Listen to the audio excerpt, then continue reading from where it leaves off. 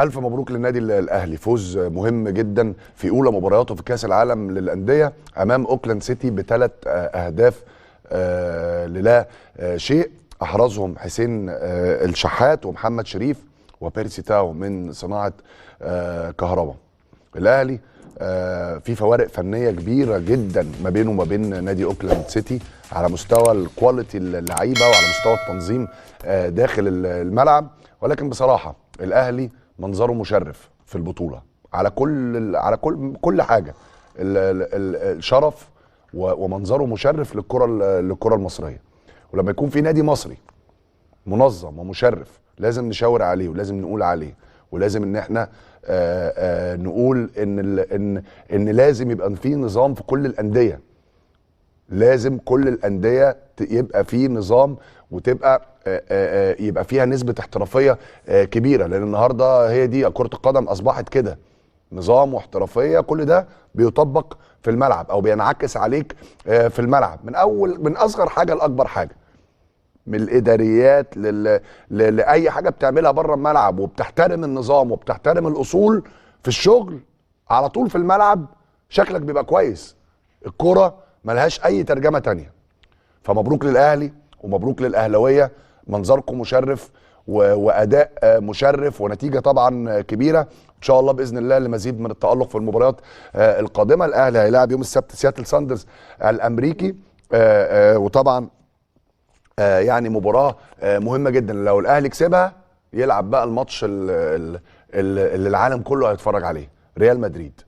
وأكيد كل لعيبة الأهلي بتحلم بماتش ريال مدريد، لكن لازم خطوه خطوه. وعجبني جدا كولر في ان هو راجل تصريحاته متزنه، بيتكلم بشكل هادي جدا، غير من اسلوب لعب الفرقه وغير طريقه اللعب ال4-3-3. وسط الملعب قوي جدا، الاجنحه بيتحركوا بشكل كويس جدا، ظهراء الجنب بيشتغلوا بشكل كويس جدا. الفرقه لما بتقطع الكره بتلعب على الهجمه المرتده كويس جدا، بيعملوا ضغط عكسي لما بتتقطع منهم الكره بيستخلصوها بسرعه. كل ده شغل مدرب. اوعوا حد يقلل من قيمه كولر. كولر مدرب كويس جدا جدا، وعاجبني من اول يوم ليه في الاهلي، عاجبني نظامه وعاجبني البلان اللي عمله للاهلي. اللي كولر عمله مع الاهلي منذ قدومه الى مصر هو درس لكل المدربين في رايي، ولازم المدربين كلهم يتعلموا من بعض. احنا طول ما احنا شغالين مدربين لازم دايما مخنا يبقى مفتوح للتعلم، ان انت تستقبل افكار جديده وان انت تشوف نماذج، ومش عيب. اللي بيقفل مخه في الكوره هو اللي عمره ما بيبقى ما بيتقدم ولا بيبقى مدرب كبير. واكبر دليل على كده لما جوارديولا نفسه كان واخد يعني سنه اوف ما بين برشلونه وبايرن ميونخ، ما كان عنده يعني سنه كان بيتعلم. راح الارجنتين لبيلسا وراح المكسيك، وكان بيقعد يتعلم منه من اللوكو طبعا. بيلسا بيتعلم منه طرق لعب جديده واساليب جديده. هي دي الكوره، علم التدريب بحر مفتوح، لازم دايما تفضل تتعلم.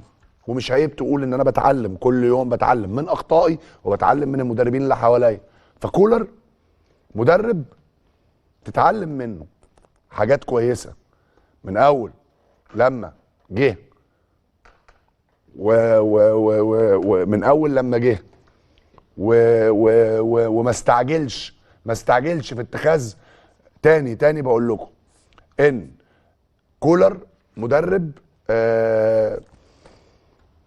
كل المدربين لازم تتعلم من النظام اللي حاطه، وانا بشيد بيه لان دي شغلتي وانا شايف الشغل اللي هو بيعمله.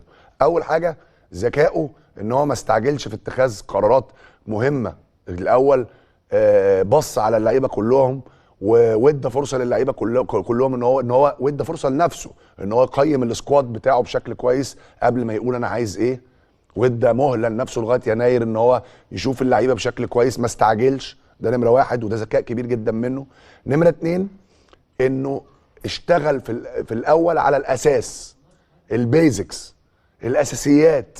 لعب الاول ب4-2-3-1، الاساسيات اللي اللعيبه المصريين حافظاها بشكل اكبر.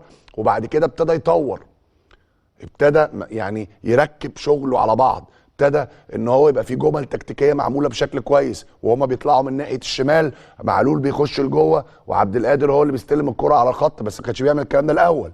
في الاول سهل الامور على نفسه وعلى لعيبته لغايه ما يعدي مرحله، وبعد كده راح المرحله الثانيه ابتدى ان هو يشتغل شغل معين في الجمل الهجوميه وفي الكاونتر اتاك وفي الضغط المرتد. كل ده شغل مدرب.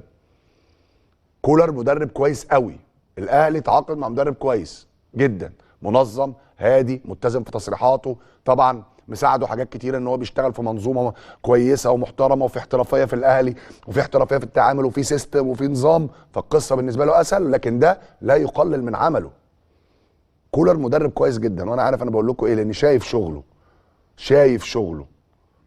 شايف بيعمل ايه. الاهلي اتطور في التحركات في الثلث الهجومي، الاهلي اتطور في التعامل مع العرضيات الدفاعيه، الاهلي اتطور في الكور الثابته. كل ده شغل مدرب. برافو كولر. وتاني، الاهلي منظره مشرف جوه الملعب، فرقه مشرفه، فرقه محترمه، فرقه كويسه. برافو ومبروك للنادي الاهلي ومبروك لجماهير النادي الاهلي، ومن حقكم ان انتوا تفرحوا بفريقكم. إذا كنت من المتابعين الجدد اشترك الآن في القناة ليصلك الجديد بالضغط على الزر الأحمر أسفل القناة مع تفعيل الجرس، ولا تنسوا دعم المقطع بلايك. شكرا لكم جزيل الشكر.